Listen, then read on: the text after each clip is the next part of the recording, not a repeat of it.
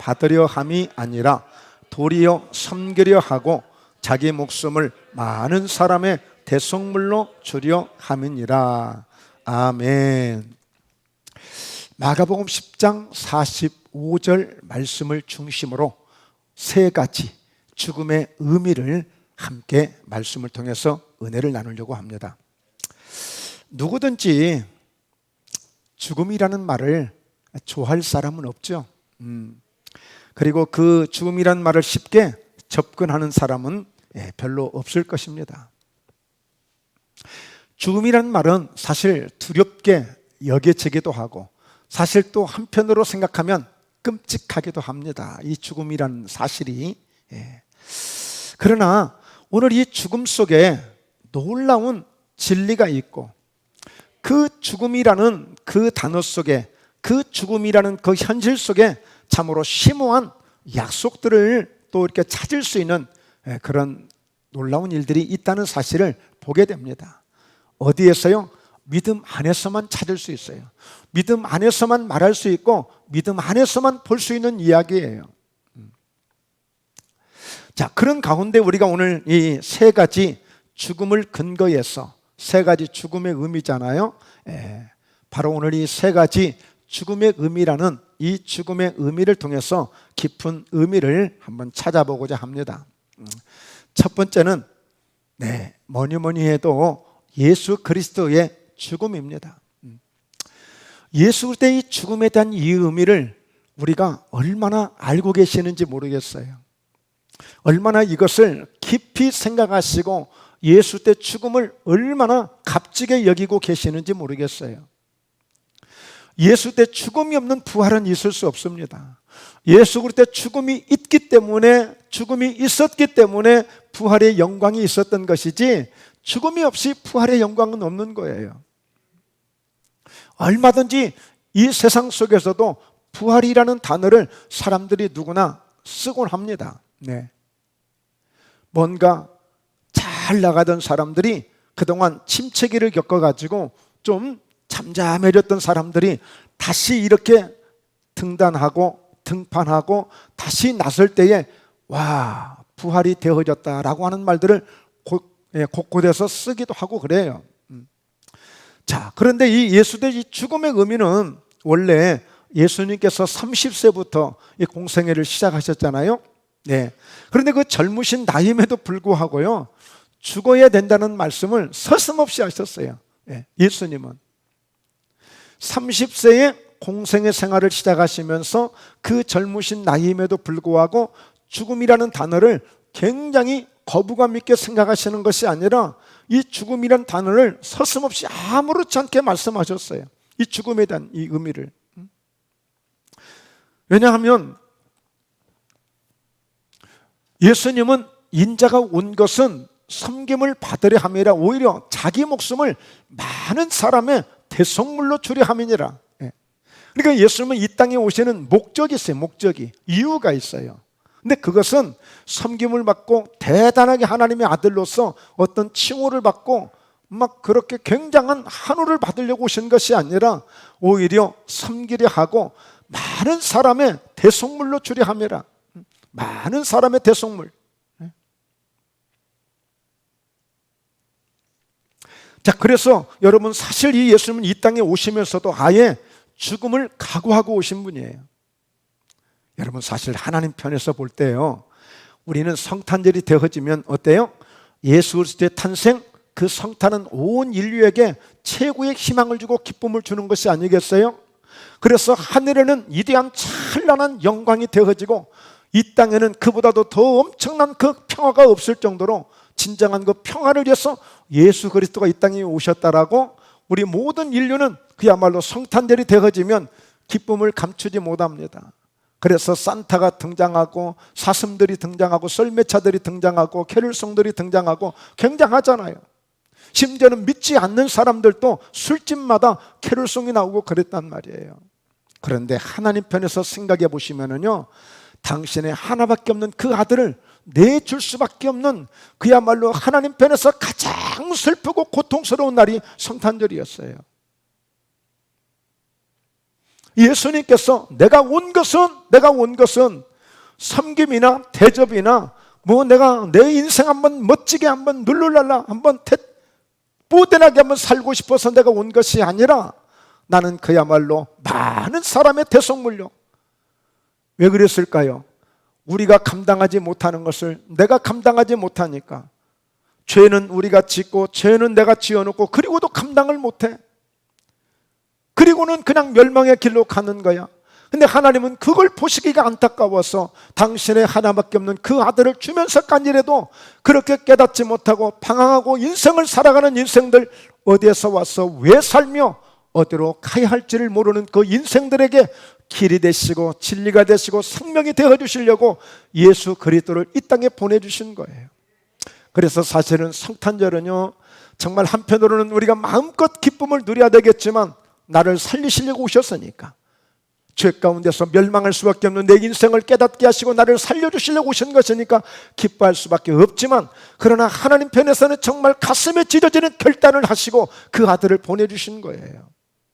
그러므로 그 예수의 죽음은 이게 그냥 죽는 죽음이 아니에요. 그냥 어쩌다가 사고 나서 죽는 죽음이 아니에요. 어쩌다가 살 만큼 살다가 이제 더 이상 살 수 없어서 죽는 죽음이 아니에요.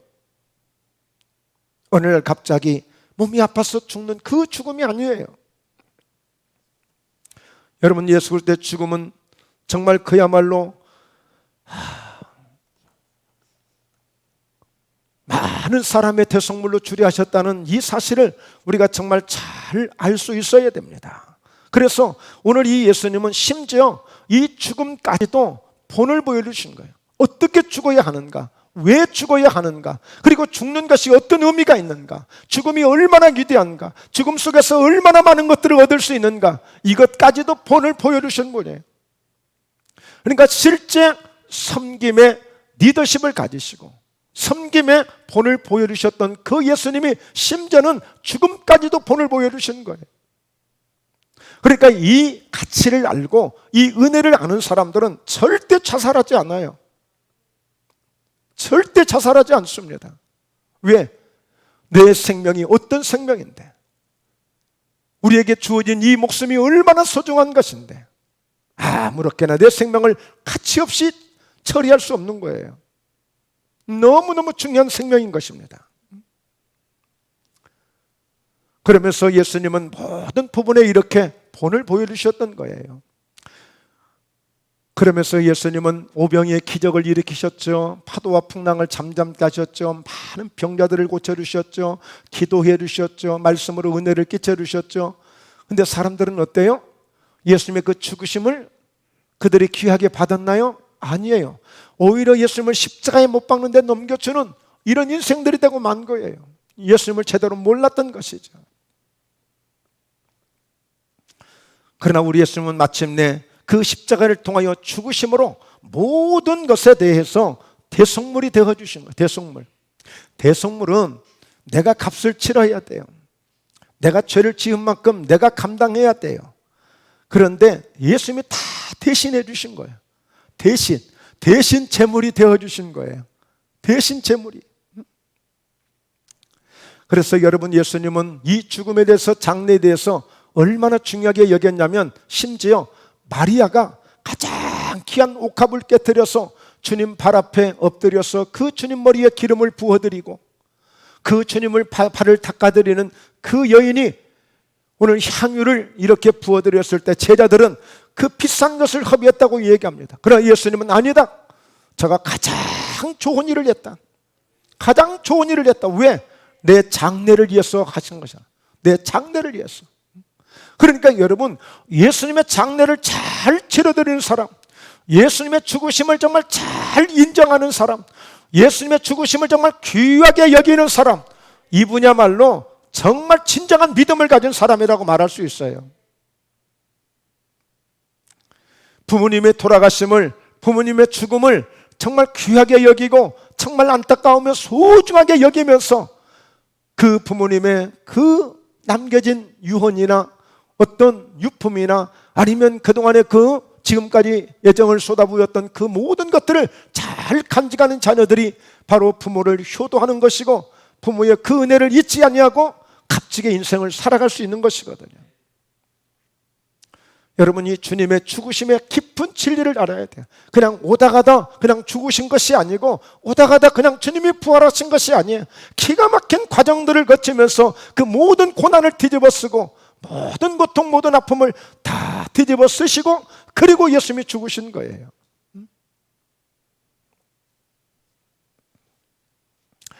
자, 말씀을 한번 보겠습니다. 예수님의 죽으심이 얼마나 그 의미가 귀한 것인지. 그러니까 죽음이 죽음으로 끝나는 것이 아니라 그 예수님의 죽으심을 통해서 역사되어지는, 남겨지는, 그 계속되어지는 이런 의미가 어디에 있는가를 잘 아셔야 돼요. 자, 갈라디아서 3장 13절 함께 읽습니다.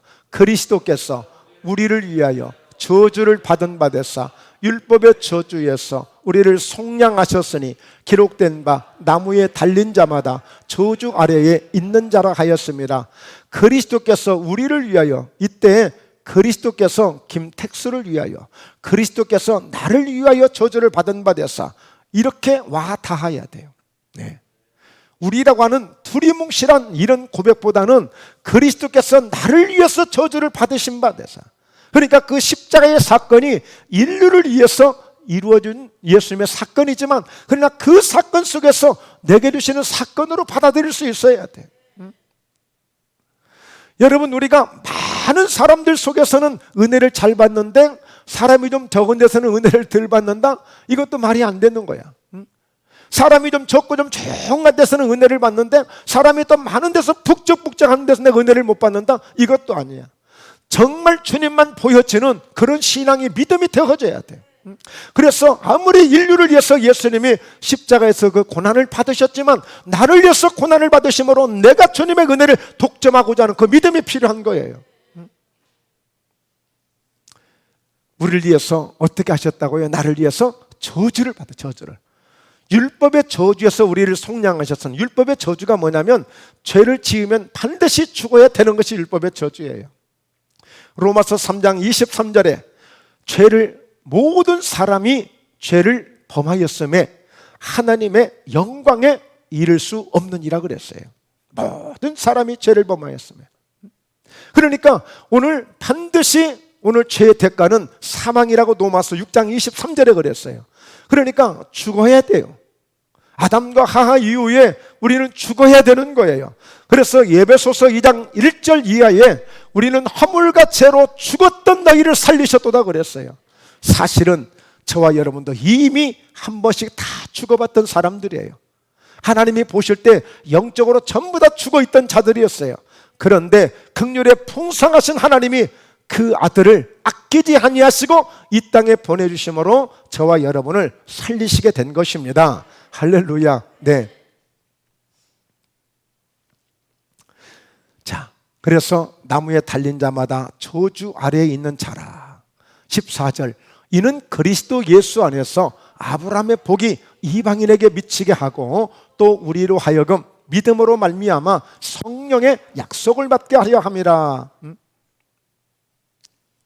예수님께서 왜 죽으셨는가? 왜 십자가에서 고통을 받으셨는가? 그 십자가의 고통은 단지 죽음으로 끝난 것이 아니라 그 고통은, 십자가의 죽음은 우리의 저주를 감당하신 죽음이라는 사실이에요. 우리의 저주를 감당하신 죽음. 네. 그런데 왜요? 그렇게 해서 우리에게 아브라함의 복을 받게 하시려고 그렇게 하셨다는 거예요. 그리고 우리가 우리의 힘으로 사는 것이 아니라, 우리 인생의 힘으로 사는 것이 아니라 주님이 떠나가시더라도 성령의 약속을 받아서 성령의 힘으로 살아가도록 그 은혜를 주시려고 예수님이 십자가에서 그 율법의 저주에서 우리를 속량해 주셨다는 거예요. 이런 예수님의 죽음의 의미를 아셔야 된다는 거예요. 예. 그리고요, 마태복음 8장 16절에 저물매 사람들이 귀신 들린 자를 많이 데리고 예수께 오거늘 예수께서 말씀으로 귀신들을 쫓아내시고 병든 자들을 다 고치시니. 예. 저는 가끔 한 번씩 병원에 가면 예수님 좀 오셔서 오늘 병실 다 퇴원 좀 하게 해주세요. 예수님이 계신 곳이면 다 고치는 능력이 계셔. 어떤 병을 가지고 오든지. 오늘 8장 15절 이하에 보면은 예수님이 베드로의 장모의 집에 들어가요. 베드로의 장모의 집에. 그래서 베드로의 장모가 열이 나서 끙끙 앓고 있는 거예요. 꼼짝도 못하고. 근데 예수님이 그 베드로 장모의 손을 딱 만지는 순간에 열이 딱 떠나가고 금세 그냥 푸덕푸덕 일어나더니 막 예수님을 수종 들고 있는 거야. 그 소문이 났을까요? 많은 사람들이 막 몰려오기 시작하는 거야, 그 앞에. 예수님이 싹 고쳐주셔요. 왜 고치셨을까요? 왜? 바로 17절에 말씀하고 있어요. 이는 선지자 이사야를 통하여 하신 말씀에 우리의 연약한 것을 친히 담당하시고 병을 짊어지셨다다 함을 이루려 하심이더라.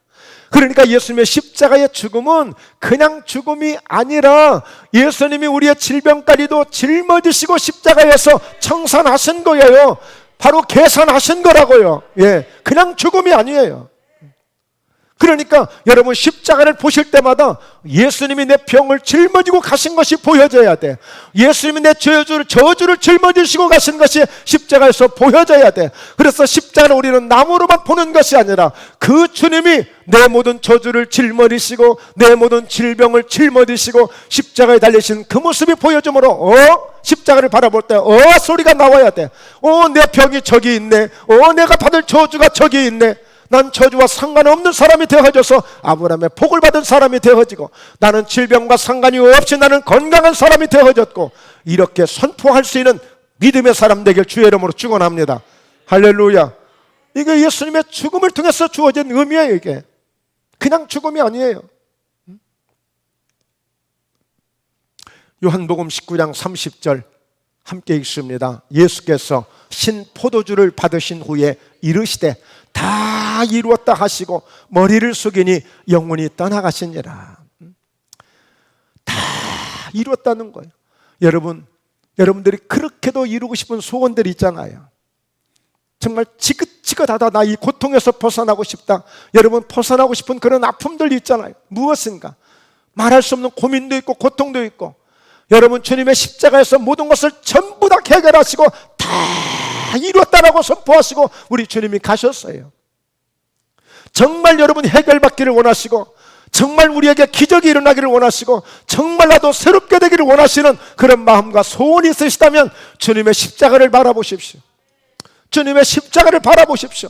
죽으신 예수님이 그냥 고통 속에서 마지못해 죽은 것이 아니라 나에게 있는 모든 고통 아픔들을 감당하시기 위해서 그 십자가에서 처절하게 고난을 받으셨지만 물 한 방울, 피 한 방울까지도 남기지 아니하고 다 쏟아주시고 가셨지만 내 모든 것들을 이루시기 위해서 그 주님이 십자가를 지셨다는 이 사실을 확실하게 명백하게 믿으시고 그 은혜를 부여잡기를 주의 이름으로 축원합니다.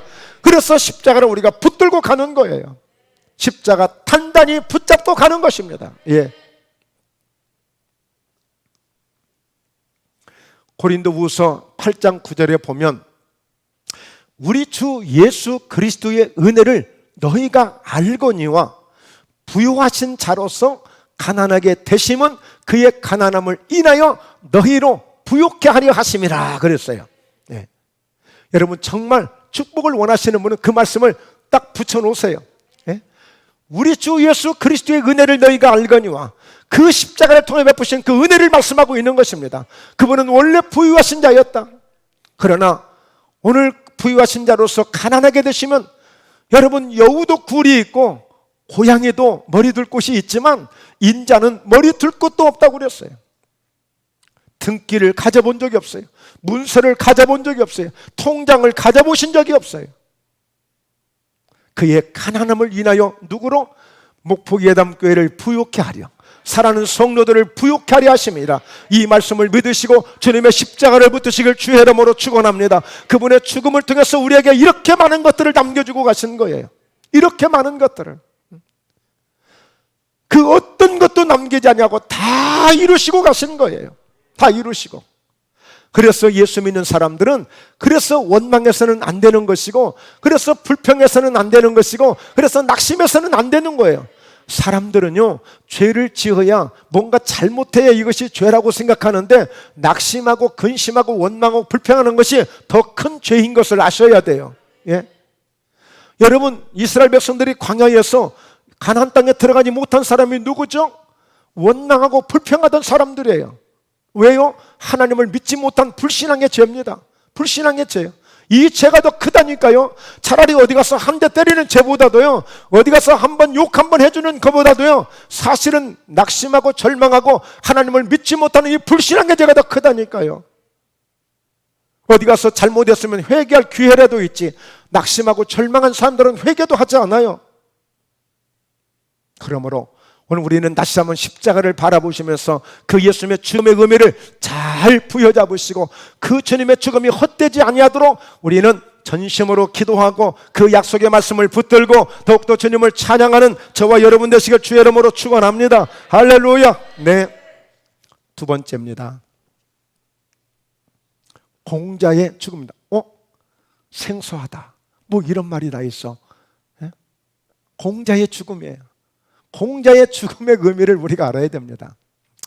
자, 오래전에 공자가 죽어야 나라가 산다라는 이런 책이 나왔었어요. 저는 못 봤습니다. 그냥 간간히 들려오는 말만 들었어. 참 오래됐어요. 예, 오래된 책인데 사실은 이 책을 한번 구입하려고 갔더니 이제 절간이 돼서 안 나온대. 이제 절찬이 돼가지고 안 나온대. 이제 더 이상 이제 책에 나오지 않는데요. 그런데 이 책이 결국에 뭐냐면 공자가 죽어야 나라가 산다. 이 책을 쓴 저자가 대만 그쪽에 가서 공부를 많이 하고 그 중국 쪽의 그 유교 문화를 많이 공부한 사람이 쓴 거예요. 근데 결국에 이 책이 이렇게 나왔을 때 이 영향을 받아가지고요, 교회에서도 공자가 죽어야 교회가 산다는 말들이, 저는 그때 사실 그렇게 크게 이렇게 이해를 하거나 별로 이렇게 관심이 없었어요. 그런데 최근에 갑자기 딱 이게 클로즈업 되는 거예요. 공자가 죽어야 교회가 산다. 교회가 죽어요. 공자가 죽어야 교회가 산다. 왜냐하면 여러분 잘 아시다시피 여러분 이 공자는 사실 유교의 상징이 아니겠습니까? 그러니까 중국은 유교 문화가 굉장히 지금도 성행하고 있잖아요. 유교 문화가. 그 유교 문화의 특징은 뭐냐면 굉장히 권위주의적이다는 거예요. 굉장히 기득권주의고 권위주의적이에요. 그러니까 가정에서도 아직도 유교 문화가 있는 가정, 유교 문화가 있는 곳이면 굉장히 엄합니다. 엄하. 굉장히 도덕적이고 도덕을 많이 강조하고 굉장히 그런 어떤 그 효 사상을 말하는 것은 참 좋은 의미인데 지나칠 정도로 굉장히 가부장적이고, 그래서 남자와 여자 여러 가지 그 서열이 만들어지고 굉장히 조직이 만들어지고, 그래서 지금도 여러분 중국을 보세요. 중국은 당문화입니다. 당문화. 그래서 그 공산당이라는 이 당 외에 어떤 것도 허락하지 않습니다. 중국은 인정하지 않아요. 어떤 종교도 인정하지 않습니다. 어떤 종교도 인정하지 않아요. 오로지 당. 그러니까 왕이 전체를 다 주관하는 거예요. 왕이 다 다스리는 거예요. 그런 문화예요. 그러니까 여러분 북한도 보세요. 중국의 영향을 받다 보니까 독재 문화잖아요. 다 독재 문화예요. 더 이상 어떤 것도 용납하지 않아요. 이 유교 문화가 이래서 무서운 거예요. 그러니까 그 문화가 우리 대한민국에도 들어와 있다라는 거예요.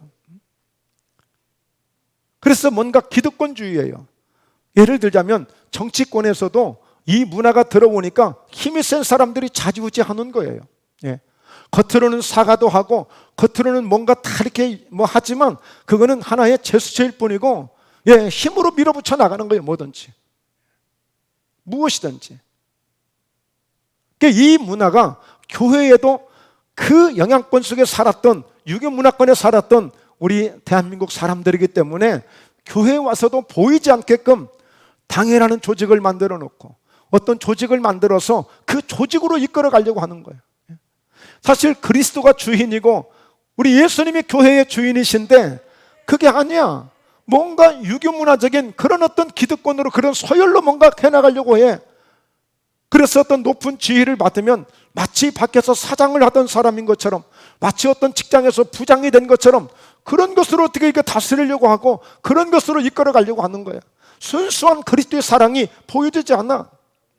오늘 예수님은 이 땅에 오실 때 섬김을 받으려 함이 아니라 도리어 섬기려 하고 오히려 많은 사람들에게 자기의 생명까지도 아끼지 않고 내줄 수 있는 이런 섬김의 리더십으로 주님은 교회를 세우셨는데, 교회 안에서 그런 리더십은 보이지 아니하고 명령하고 하달하고, 혹시라도 제가 여러분들에게 그런 행동을 했다면 제가 사과드리겠습니다. 그런 문화는 교회에서 사라져야 돼요. 여러분, 이 유교 문화는, 이런 이 공자 문화는 당을 잘 만들어. 조직을 만들어. 힘을 가시하려고 해요. 힘을 가시하려고. 그래서 여러분 보면은 자기 중심적인 사람들을 만들어요. 전혀 복음에 상관없이 그런 어떤 조직을 만들어요. 물론 사탄의 영향, 마귀의 영향으로 어떤 그런 그룹을 만드는 그런 것도 있을 수가 있어요. 그러나 실상 여러분 예수님의 섬김의 모습을 보십시오. 어떤 것도 적이 없습니다. 벽이 없습니다. 걸림돌이 없습니다. 누구를 가리지 않습니다. 어떤 환경도 가리지 않습니다. 빈부귀천도 가리지 않습니다. 이런 예수님의 문화, 예수님의 영향이 들어오는 교회가 되어야지. 그래서 공자가 죽어야 돼. 한마디로 공자의 이 문화는 뭐냐면 애헴하는 거예요. 애헴하는 거예요. 그래서 여러분, 저는 교회가 절대 늙어지면 안 되고 교회에 어른들이 많으면 안 돼. 물론 신앙에 정말 믿음에 좋은 장성한 분량의 믿음을 가진 분들이 많아야지 그냥 인간적인 어른이 많으면 안 돼. 물론 여러분 어른을 무시하자는 것이 아닙니다. 여러분 목회를 해보니까 어때요? 하면 할수록 더 어려운 것 같아요. 하면 할수록 더 어려운 것 같아요. 오히려 젊었을 때는 그야말로 뭔가 성깔로라도 뭘 어떻게 한번 버텨보고 한번 밀어붙인다고 하지만 이제 나이가 이제 들어가면은 그나마 그것도 자신감이 없어져. 뭔가 힘에 의해서 어떻게 보면 꿀리는 거야. 정말 그리스도의 사랑으로 세워지고 그리스도의 믿음으로 세워지는 교회가 되어야 되는데 뭔가 사람들의 권력으로 힘으로 뭔가 조직으로 무엇인가 교회가 흔들려 버리면 안 되는 거예요.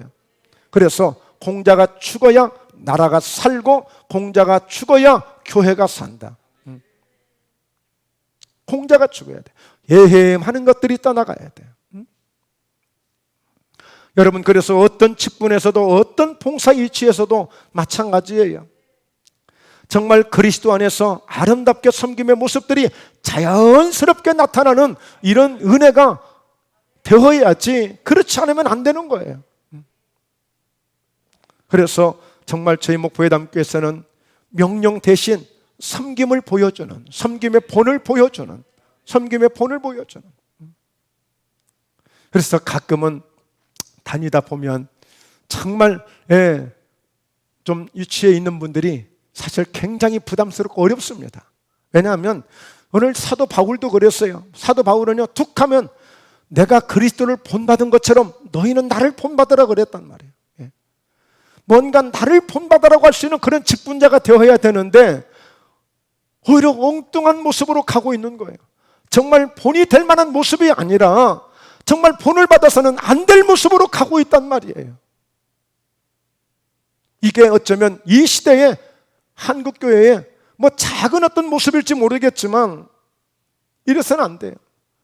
왜 예수님이 그토록 죽으셨는가? 왜 그토록 고통을 받으셨는가? 왜 그렇게 피를 흘리시며 왜 그렇게까지 하셨을까? 그 죽음의 의미 속에 답이 있습니다. 답이 있어요.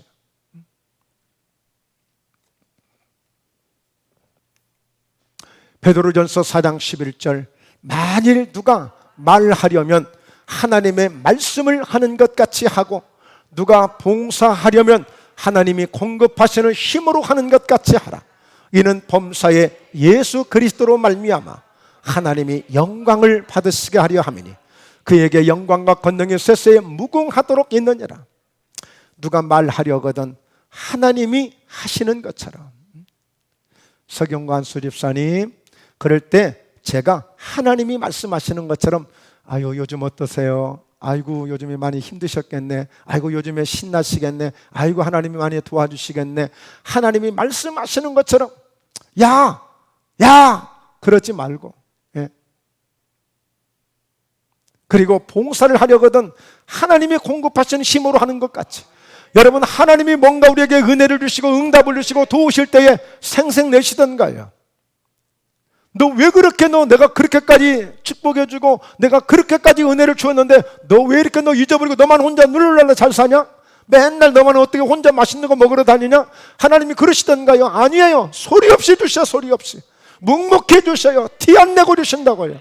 예. 요란하지도 않아요. 소란하지도 않아요. 아주 은밀하게, 아주 또 풍성하게, 예. 하나님이 공급하시는 힘으로 하는 것 같이 알아. 예. 이게 진짜 믿음이에요, 믿음. 예. 그러지 않고 마지못해서 강제로 하는 것이 아니라, 예. 최근에도 보니까 20살짜리가, 예. 자기 아버지를 칼로 어떻게 하지를 않나, 경찰을 어떻게 칼로, 지금 막 세상은 엉망진창이잖아요. 왜 그러겠어요? 여기저기에서, 예. 뭔가 그리스도의 사랑이 보여지지 않아요. 그냥 자기의 성깔대로 사는 거야. 자기의 기분대로 사는 거야. 그냥 되는 대로 사는 거야. 뭐가 질서가 없는 거예요. 우리는 예수 믿는 사람들이에요. 예수 믿는 사람들. 그래서 우리가 어떻게 하면 좋을까요? 어떻게 하면 좋겠어요? 방법은 다른 게 없다고 생각합니다. 내가 죽는 거죠. 내가 죽는 겁니다. 나의 죽음이에요. 첫 번째 죽음은 예수 그리스도의 죽음이에요. 두 번째 죽음은 공자의 죽음이에요. 뭔가 내가 권위적이고, 뭔가 내가 명령적이고, 뭔가 내 주도적이고, 뭔가 나 우선주의고, 뭔가 자꾸만 상대방에게 요구하는 것들, 이 공자가 예행하는 것들이 우리 가정에서도 죽어야 돼요. 예. 이제 과거에는 아빠가 한번 큰 소리 치면 온 가족들이 벌벌 떨었는데 사실은 이제 그 시대가 아니에요. 사실은 그게 사실은 원래부터 그렇게 돼서는 안 되는데 유교 문화가 굉장히 영향을 끼친 거예요. 그게 한 번에 제가 잘 아시는 분이 호주에 아들이 가서 잘 정착하고 산다고 그래서 한번 갔어요. 갔더니 아버지가 가서 그 아들 집에 갔다가 기절할 뻔했대. 그래가지고 며칠 있는 동안에 불그락 막 어떻게 참았는지를 모른대. 왜? 아들놈이 그렇게 안 가르쳤는데 앞치마 두르고 다니더래. 집에서 앞치마 두르고 다니더래. 그래가지고 눈이 뒤집힌 줄 알았대. 이 아버지가. 그분도 예수 믿는 분이에요. 저기 경기도 있을 때였는데 뒤집힌 줄 알았대. 그래가지고 한 번 이렇게 불렀대. 그래서 너 이놈, 내가 너 이렇게 가르치더냐? 그랬더니 아빠, 나는 아무것도 아니야. 다른 애들은 더해, 더. 그러대. 이건 아무것도 아니야. 다른 애들은 더해. 여러분, 그 문화가 그렇거든요. 그건 아무렇지 않거든요. 그냥 자연스럽게 하고 있는 거거든요. 그러니까 그 유교 문화 속에서, 그 공자 문화 속에서 살다 보니까 그렇게 해야 되는 걸로 생각하고 있는 거야. 그러다가 지금 그렇게 아들들이 가서 그러다가 전부 이혼당하지. 그걸 받아주고 아이고 그러십니까? 아이고 서방님 오셨습니까? 그렇게 할 사람이 누가 있어요? 없어요 지금. 여러분 이제 나의 죽음이에요. 나의 죽음.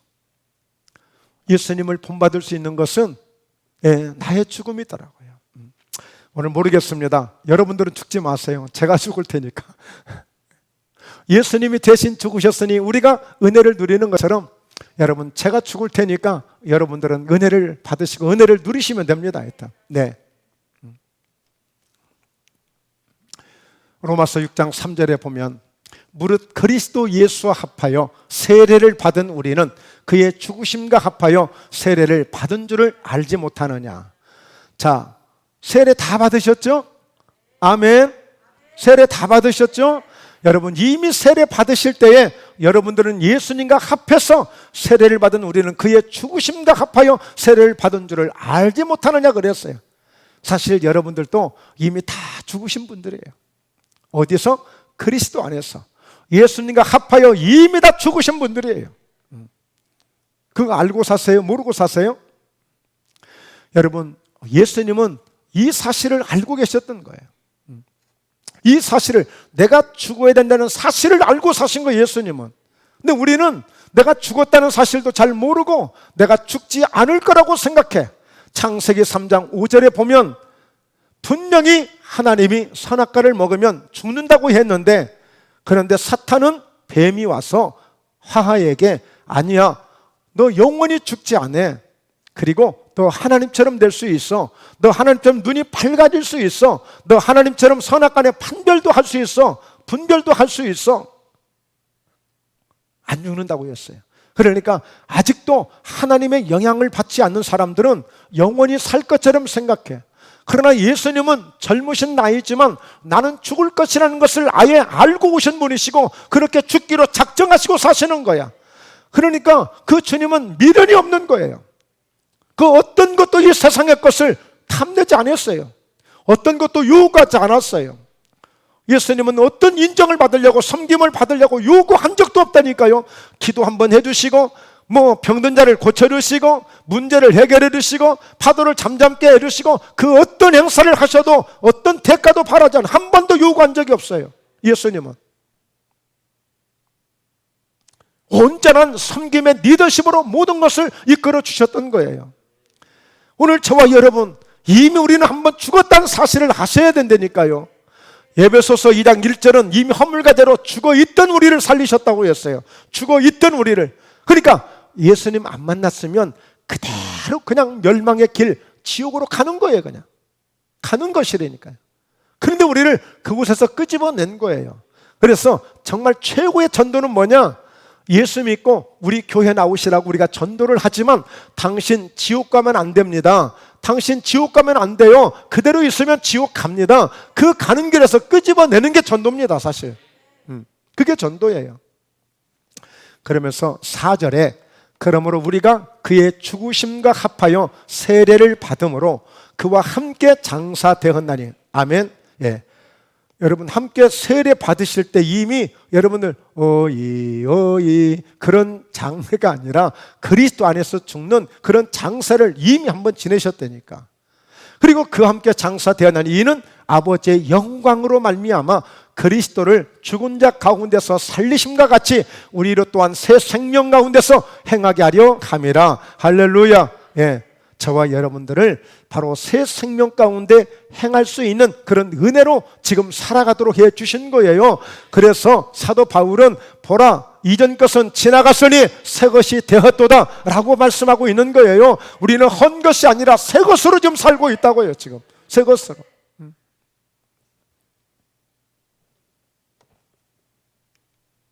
고린도전서 15장 31절 같이 함께 큰 소리로 읽습니다. 형제들아, 내가 그리스도 예수 우리 주 안에서 가진 바 너희에 대한 나의 자랑을 두고 단언하노니 나는 날마다 죽노라.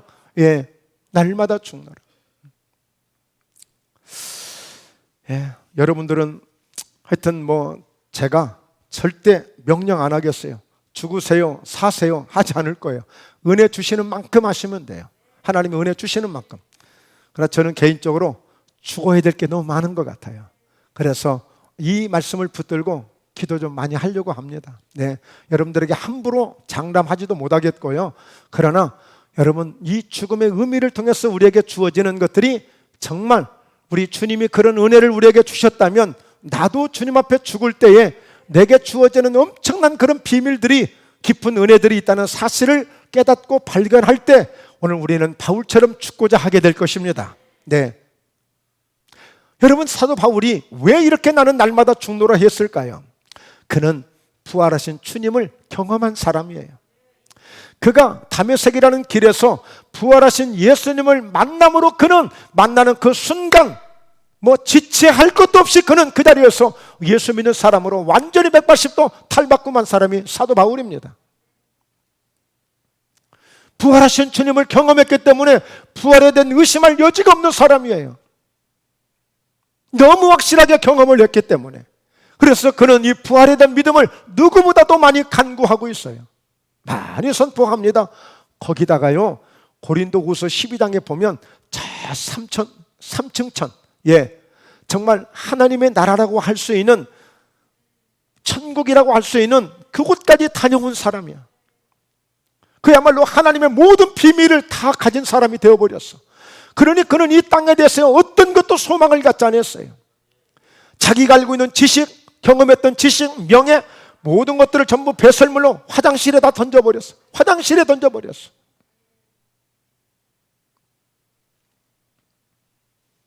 그는 알기 때문에, 부활이 얼마나 위대하다는 사실을 알기 때문에, 그는 죽음의 의미를 통해서 내게 다가올 부활이 얼마나 위대하다는 것을 알기 때문에 그는 날마다 죽노라. 왜 그랬을까요? 그는 실제 또 하나님이 정말 남들과 비교할 수 없는 많은 능력을 주셨던 거야. 갖다 손 대면 막 병자가 일어나지요. 손을 대면 희한한 일들이 막 벌어지죠.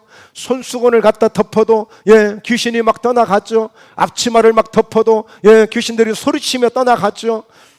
막 어마어마한 능력을 주시는 거야. 그런데 하나님 보실 때 걱정이 되셔. 왜? 자고할까 봐서, 스스로 아차 교만해질까 봐서. 잠언서 16장 18절에 교만은 패망의 선봉이요 거만한 마음에 넘어짐의 앞잡이라고 그랬어. 교만하면 끝나는 거야. 그냥 바울이든지 김택수 목사든지 누구든지 간에 교만하면 끝나는 거야. 교만하면. 교만은 패망의 망하는 길의 지름길이야. 여러분, 망하려고 하는 사람들은 교만하면 망해요. 그냥. 여러분, 이 세상이 얼마나 무서운지 모릅니다. 혹시 여러분들 LG에서 나오는 핸드폰 쓰시는 분들 계세요? 그 큰 회사가 LG 핸드폰 문 닫았습니다. 이제 LG 핸드폰 안 만들어요 이제. 여러분, 그럴 줄 누가 알았어요? 저도 핸드폰 살 때마다 LG 살까 삼성 살까 고민하면서 샀어요. 왜? LG께 항상 영상이 좋았거든요. 기능은 삼성이 제가 쓰기가 편해서 삼성을 선호했고, 그런데 영상 같은 거, 굉장히 사진 같은 거는 LG가 굉장히 좋았어요. 그런데 그 큰 회사가 이제 더 이상 안 된대요. 문 닫았어요. 여러분, 요즘 미국이나 중국이나 지금 뭘 만들고 있는 줄 아세요? 인공지능, AI 무기를 만들고 있어요. 무기. 공상 영화에서나 볼 수 있는 건 막 로봇가 날아다니고 로봇들이 가서 총 쏘고 싸우는 거, 이런 AI지, 이런 무기를 지금 만들고 있어요. 핵무기는 이제 아무것도 아니에요. 이제 이런 시대를 가고 있어요 지금. 우리는 정말 천국에 소망이 없다면 이 땅에 소망이 있을 수가 없어요. 잠시 사는 것이 영원히 사는 걸로 착각해서는 안 되는 거예요. 날마다 죽노라. 왜? 스스로 자고할까 봐서 하나님은 그에게 가시를 주셨어. 고통을 주셨어. 고난을 주셨어. 그랬더니 그렇게 능력이 많은 바울이 왜 못 고치겠어 자기를. 그래서 기도했어. 근데 하나님이 딱 문 닫고 안 고쳐주신 거야. 여러분, 하나님이 닫아버리면 끝난다니까. 요한계시록 3장 빌라델피아 교회에게 오늘 다윗의 열쇠를 가지시니 한번 열어놓으면 닫을 자가 없고 닫아놓으면 열 자가 없는 그이가 가라사대 예수 그리스도께서, 예수 그리스도께서, 그런 능력을 갖고 계시는 예수 그리스도께서, 사도 바울이 아무리 이쁘고 아무리 대단하지만 교만해버리면 끝장나니까. 여러분, 그래서 여러분들도 정말 하나님에 대해서 정말 우리가 겸손하게 주님의 능력을 구하고, 그분이 은혜를 주시거든, 그분이 축복을 주시거든 더 고개를 더 숙여야 돼. 더 숙여야 돼. 그래야 하나님이 천대까지 은혜를 주시는 분이니까. 천대까지. 다른 방법이 없어요. 천대까지 은혜를 받으려면 그분 앞에 겸손할 수밖에 없는 거예요. 날마다 죽노라. 그래서 여러분, 주님을 경험하면 죽게 되어 있어요. 주님의 깊은 은혜를 경험하면 죽게 되어 있어요. 아직 은혜가 안 되시는 분한테 우리 죽읍시다 그러면, 아이고 목사님이랑 죽지 내가 왜 죽어요? 그럴 거예요. 그런데 죽음 속에 깊은 의미가 있다고 그랬습니다. 여러분, 사도 바울이 그렇게 아픔 속에서, 고통 속에서 기도했더니, 바울아, 예수님께서 내 은혜가 지금 너에게 만족해. 더 이상 줄 게 없어. 아주 만족해. 지금 최상의 지금 은혜를 네가 지금 받고 있는 거야. 왜요? 네가 약할 때 강력해지거든. 네가 약하니까 어떻게 했어? 나한테 늘 기도했지? 나한테 늘 의지했지? 그럼 내가 어떻게 했어? 그때마다 내 능력을 더 주었지? 능력을 더 주었지? 그러니까 막 손으로만 대도 막 역사가 일어났지? 앞치만 갖다 덮어도 막 역사가 일어났지? 그러니까 너는 조금도 그것을 불편하게 생각하지 말고 은혜로 생각하고 감사하게 생각하고, 그러니까 바울이 그때부터 나는 약한 것을 자랑한대, 약한 것을 자랑한대.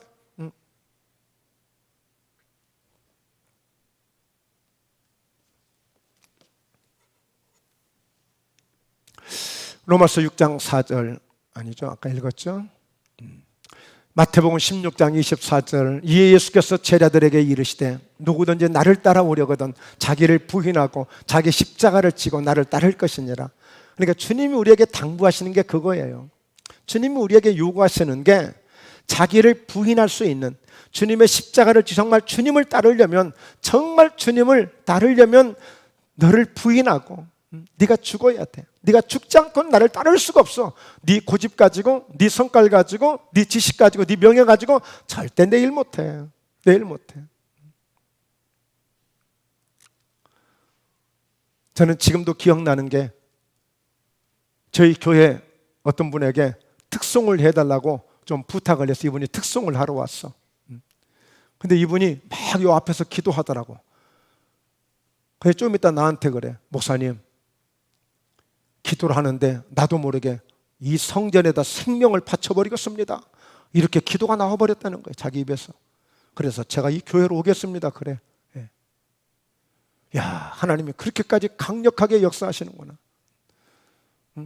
생명을 이 재단에 바쳐버리겠습니다. 자기가 하고 싶어서 한 게 아니라 하나님께 기도하게 해버렸대.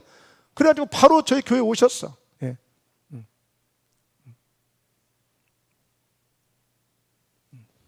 그런데 언젠가 잘 하다가 떠날 때는 말없이 유행가 가사처럼 조용히 어디론가 가셨어. 예. 여러분, 예수님의 십자가를 따르는 것은 자기를 부인하지 않고는 안 돼요. 자기가 살아나는 순간에 아무리 하나님이 말씀하셨던지, 하나님이 아무리 은혜를 주셨던지, 자기가 드러나는 그 순간에 아무것도 안 되더라고. 하나님이 능력을 주셔도 아무것도 아니고, 하나님이 그렇게 은혜를 주시고 축복을 주셔도 아무것도 아니야. 자기가 드러나는 순간에 자기를 부인하지 않고는 십자가를 질 수 없는 거예요. 자기를 부인하지 않고는.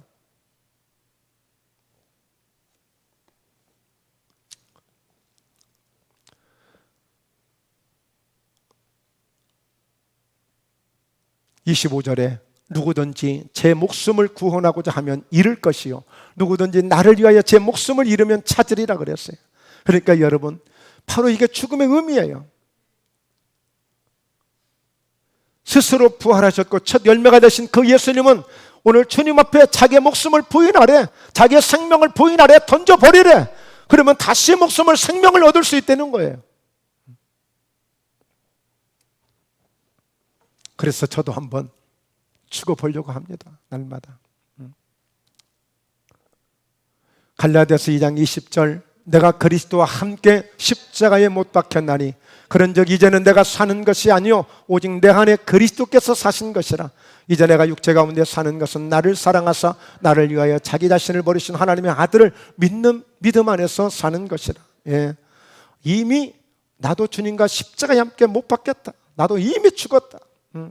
그래서 지금 내가 사는 것은 내가 사는 게 아니야. 이미 주님이 내 안에 오셔서 지금 그리스도께서 사는 것이야. 그러니까 나는 내가 사는 것은 내가 살아서 지금 가는 것이 아니라 내 안에 살아나신 그 주님을 따라갈 뿐이야. 나는 그 주님을 따라갈 뿐이야. 나는 주님이 인도하시는 대로 그저 따라갈 뿐이야. 나는 그렇게 사는 사람이 돼버린 거야.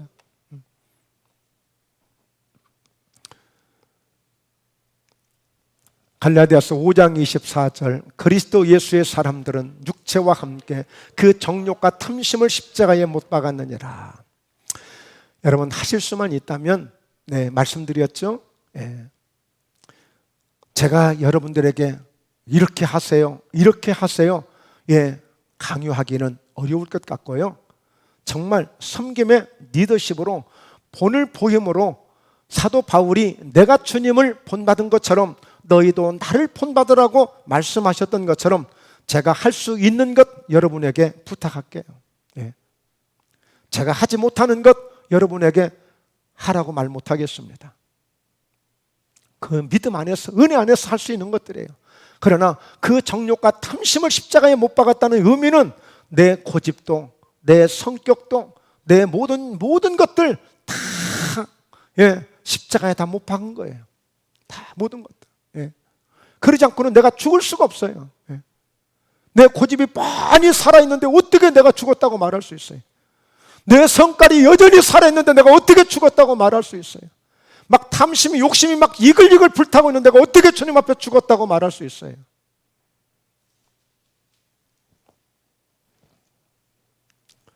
그래서 결론적으로 하늘의 미랄이 되자는 거예요. 하늘의 미랄이. 왜? 하늘의 미랄은 많은 열매를 맺는, 정말 가치 있는 열매를 맺는, 정말 최고의 보람을 얻을 수 있는 소중한 가치가 되기 때문에 그래요. 이제 우리의 삶이 가치의 기준을 둬야 돼. 가치의 기준을. 예, 가치의 기준을. 정말 내 삶의 가치가 어떤지, 내게 주어질 가치가 무엇인지를 가치 기준, 가치 기준. 왜 옷을 좋은 걸 입으려고 해요? 가치가 다르잖아요. 사람이 다르잖아요. 우리 문정자 어르신이 어제 그런 말씀을 해요. 막 코로나 있기 전에는 모임도 있고 막 그러니까 늘 화장도 하고 그런데 요즘엔 그런 모임이 없으니까 화장도 하지도 못하고 재미가 없다는 거니까. 화장하는 것도 재미있는데 말이죠. 그거 보면서 이쁜 얼굴도 만지고 얼마나 좋아요. 예. 그러니까 여러분, 아무것도 할 수 없다는 것이 이렇게 참 안타까운 거예요. 그러니까 그 화장 하나 할 수 있는 것도 그게 얼마나 좋았고 얼마나 소중했는지 그 말씀을 하시는 거예요. 예. 가치를 우리가 알 수 있는 거죠. 자, 보십시오. 진실로 너희에게 이르지만 하늘의 밀이 땅에 떨어져 죽지 않으면 하늘 그대로 있고 죽으면 많은 열매를 맺느니라. 여러분, 바라기는 많은 열매가 맺어진다고 하니까 한번 죽어볼 이유가 있잖아요. 하늘의 밀이 될 수 있는, 하늘의 밀이 될 수 있는 이런 이유가 되잖아요. 예. 모르겠습니다. 누가 저보다 더 잘 죽으셔가지고 여러분 가운데, 여러분 때문에, 누구 때문에 많은 열매가 맺어지는 그런 열매가 될지, 그런 막 풍성한 밭이 될지, 예, 그런 수확을 거둘 그런 농사가 될지 기대가 되기도 합니다. 하여튼. 말씀드렸죠. 우리 죽자고 하고 싶은데 너부터 죽어, 너부터 죽어. 예, 그러시는 것 같아서 예, 어쨌든 한번 정말 죽어보려고요. 죽어보려고요. 고린도전서 15장 42절, 죽은 자의 부활도 그와 같더니 썩을 것으로 심고 썩지 아니할 것으로 다시 살며. 여러분, 우리요 폭삭 썩을, 예, 우리 육체들이에요. 그런데 그것으로 심고 썩지 않을 것으로 다시 살아난대.